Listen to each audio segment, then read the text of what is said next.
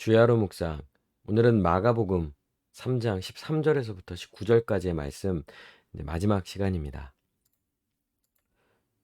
우리가 그동안 4번에 걸쳐서 오늘까지 해서 4번이죠. 이 내용을 자세히 살펴보는데요. 먼저 첫 번째는 부르심인 거죠. 예수님은 자기 백성을 주권적으로 택하셔서 불러주십니다. 그리고 이렇게 부름을 받은 자가 예수님께로 나오는 거죠. 그러니까 먼저는 예수님으로부터 부름을 받지 아니하고는 어느 누구도 예수님께로 나아갈 수가 없는 거예요. 그리고 이 부르심은 은혜의 부르심인 거죠. 사실 우리로 보았을 때는 부름받을 만한 자가 한 사람도 없는 거예요. 그런데 예수님이 주권적으로 또 은혜를 베풀어 주셔서 우리 같은 죄인을 하나님의 백성으로 불러주시고 구원하여 주신 것이죠. 그의 12를 세우십니다. 그리고 이 12명의 이름이 16절에서부터 나오는 거죠. 그리고 이 중에는 예수님을 판 가룟 유다도 포함되어 있습니다. 그러니까 다 예수님께 부름받을 만한 자는 사실 단 한 사람도 없고요.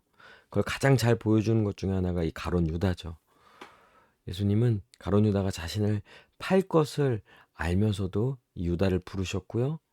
또 그것을 유다에게 말씀하셔서 유다가 돌이키도록 계속 앞으로 있을 일에 대해서 분명히 말씀하여 주시죠. 그러니 결국 우리는 다 은혜로 말미암아 예수님께 부름을 받은 자들인 거예요. 그리고 왜 불러주셨습니까? 함께 하시려고요.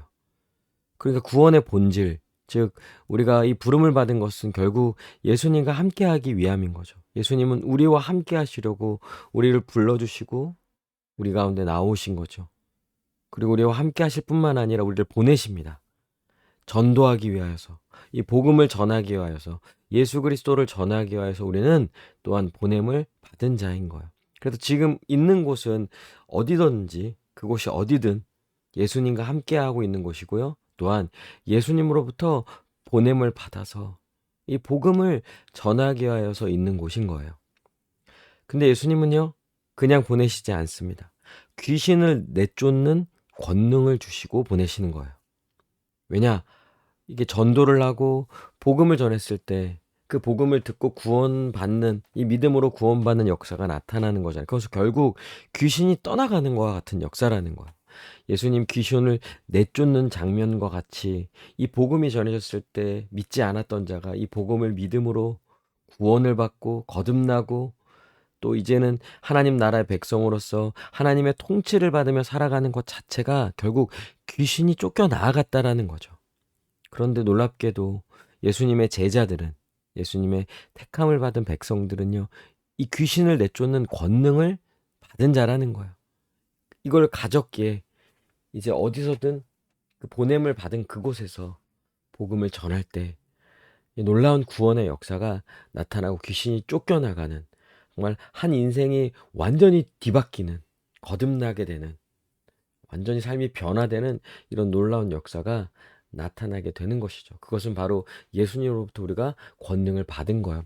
그래서 실제로 우리가 가서 복음을 전하지만 그것은 결국 예수님이 이 땅에 오셔서 복음을 전하셨던 거와 같은 역사인 거예요.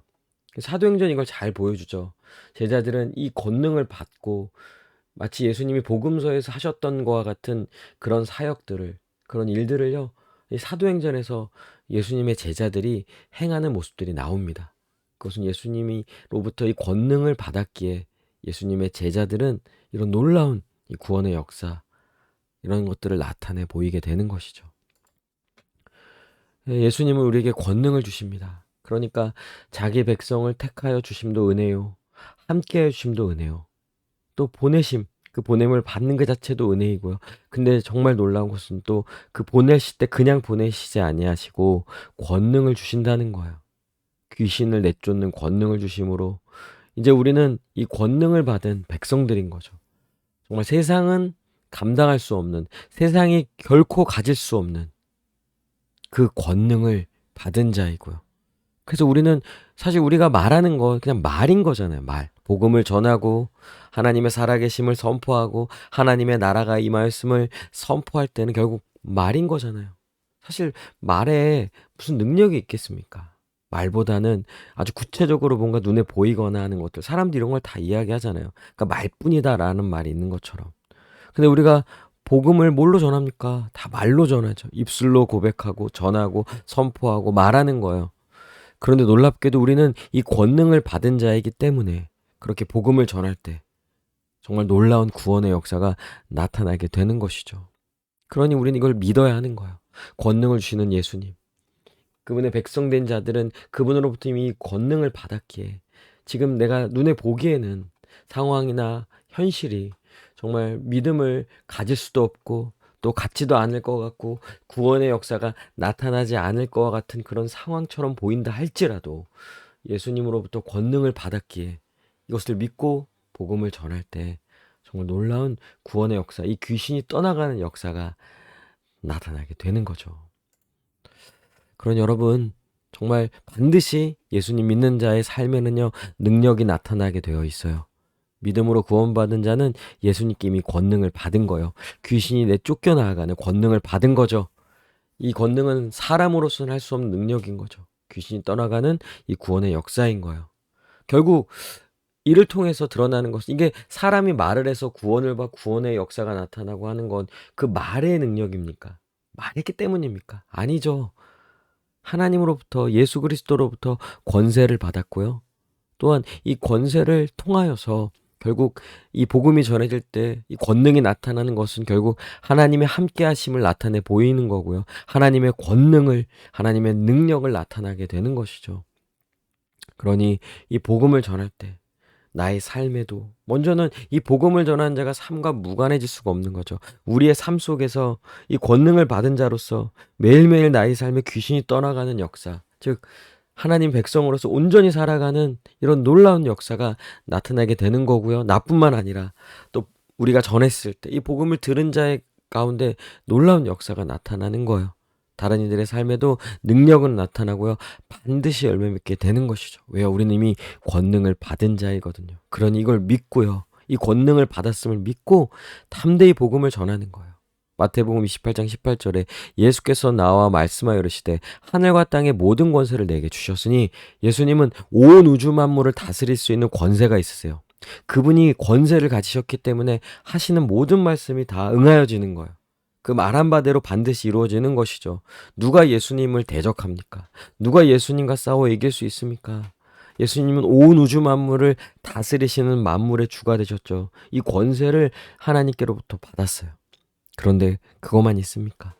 이 권세를 가지신 분이 이제 이 교회를 지키시고 교회와 함께 해주시고 우리를 돌봐주시고 우리를 보내시고 우리에게 권능을 주시는 분이라는 거예요. 그러니 이것을 믿고, 이 권능 받았음을 믿고 담대히 복음을 전하는 일에 우리가 더욱 힘써야 하고 또한 기도해야 하고요. 하나님이 우리 복음을 전하는 때 놀라운 역사가 나타나게 해달라고 우리 같이 기도해야 할 것입니다. 함께 기도합시다. 예수님으로부터 권능을 받았음을 믿고 담대히 복음을 전하게 하시고 구원의 역사가 나타나게 해달라고 이 시간 함께 기도하시겠습니다.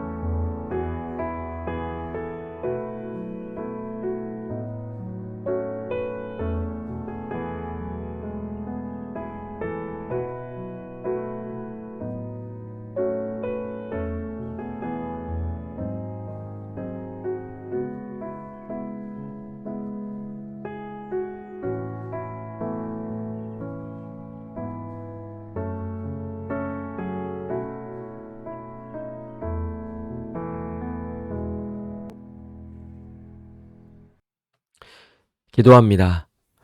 이미 보냄을 받은 우리들은 예수님과 함께하고 또한 예수님으로부터 이미 권능을 받은 자로서 담대히 복음을 전하게 하여 주시옵소서. 그럴 때 또한 놀라운 구원의 역사가, 놀라운 열매가 더욱 풍성히 맺어지게 하여 주시옵소서. 감사드리며 살아계신 우리 주 예수 그리스도의 이름으로 기도합니다. 아멘. 오늘도 주님 안에서 승리하는 복된 하루 되시길 바랍니다.